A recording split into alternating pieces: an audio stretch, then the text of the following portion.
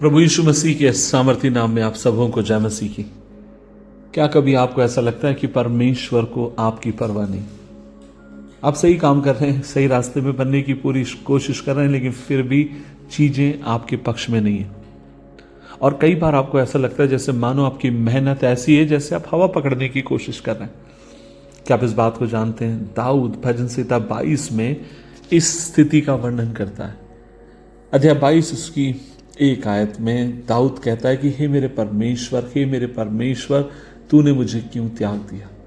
जब मैं सहायता के लिए करारता हूं तो तू मुझसे इतना दूर क्यों रहता है? प्रतिदिन मैं तुझको पुकारता हूं हे मेरे परमेश्वर, परंतु तू उत्तर नहीं देता। और हर रात मैं अपनी आवाज उठाता हूं परंतु कोई राहत मुझे नहीं मिलती। 18 पद में दाऊद कहते हैं कि अपनी तमाम समस्याओं में अपने पीछे पड़े शत्रु और अपनी कमजोरी के बारे में बात करते हैं और बताते हैं कि वे कैसे आगे बढ़ेंगे। और हम देखते हैं 1 से लेकर 18 या 17 पद तक लगातार वो अपने दर्द, अपनी व्यथा, अपनी पीड़ाओं के बारे में राजा दाऊद बात करता है। लेकिन परमेश्वर का वचन कहता है, जब उसके 19वें पद को हम पढ़ते गए भजन 22 के 19 में, वहां पर वो कहते हैं, तब दाऊद परमेश्वर की स्तुति करते हैं। 22 पद में कहते हैं कि मैं भाइयों और बहनों के बीच में तेरा नाम घोषित करूंगा और मैं तेरे एकत्रित लोगों के बीच में तेरी स्तुति करूंगा। 28 पद में वो कहते हैं, क्योंकि राजा सी शक्ति यहोवा की है और वो समस्त राष्ट्रों का शासक है।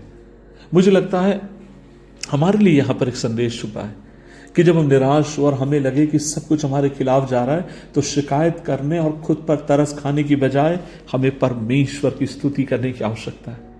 यह वचन हमें यह बात दिखाता है कि हमारी परीक्षा ली जा रही है और इस कठिन समय में भी हम विश्वास रखेंगे, सकारात्मक सोच बनाए रखेंगे, प्रभु के ऊपर आस्था रखेंगे और उसके वचन को थाम कर हम आगे की तरफ बढ़ने वाले होंगे।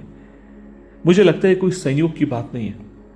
अगला अध्याय भजन 23 है, जहां पर विश्वास की उस प्रसिद्ध अभिव्यक्ति को दाऊद कहता है। वो कहता है कि यहोवा मेरा चरवा, मुझे किसी चीज की घटी नहीं होगी। वो मुझे हरी हरी चराइयों में लौटाता है और मुझे शांत जल के किनारे ले चलता और मेरी आत्मा को तरोताजा करता। और अंत में कहता है, निश्चय भलाई और करुणा जीवन भर मेरे साथ साथ बनी रहेगी। मैं आपसे कहना चाहता हूं, शुरुआत भले ही दर्द के साथ हो, शुरुआत भले ही चुनौती के साथ हो, कंफ्यूजन्स के साथ हो, समझ में नहीं आ रहा क्या होगा क्या नहीं होगा, लेकिन जब अंत होगा तो निश्चय हम उसकी करुणा और भलाई को अपनी जिंदगी के भीतर हम देखने वाले होंगे। सो तब तक हमें अपने विश्वास को खोना नहीं है। हमें प्रभु में स्थिर रहना, अपने विश्वास को बनाए रखना है, उसकी ओर ताकते रहना है, ताकि उसकी इच्छा हमारी जिंदगियों के भीतर पूरी होने वाली हो जाए। आज मैं आपसे कहता हूं, हाँ दर्द, हाँ तकलीफें यथार्थ है, कई बार कराहना भी यथार्थ है, लेकिन दूसरी तरफ सच्चाई तो ये भी तो है कि यहोवा हमारा चरवाहा है और वो हमें कभी भी परीक्षाओं में छोड़ने वाला परमेश्वर नहीं है, वरन वो हाथ पकड़कर हमें संभालने वाला ईश्वर है। आइए प्रार्थना करें। प्रभु जी, हम इसी विश्वास के साथ आपके पास आते हैं कि आप भले, आप अच्छे और आप अपने लोगों को कभी नहीं छोड़ते। तो पिता, हमारी प्रार्थना है आप अनुग्रह दें ताकि इस विश्वास में हम बने रहें, आपकी ओर ताकते रहें, आपके लिए जीने वाले हों और आपकी इच्छा अपनी जिंदगी से हम पूरी करने वाले हों।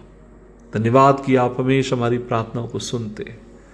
यीशु मसीह के नाम से मांगते गए, आमीन आमीन आमीन।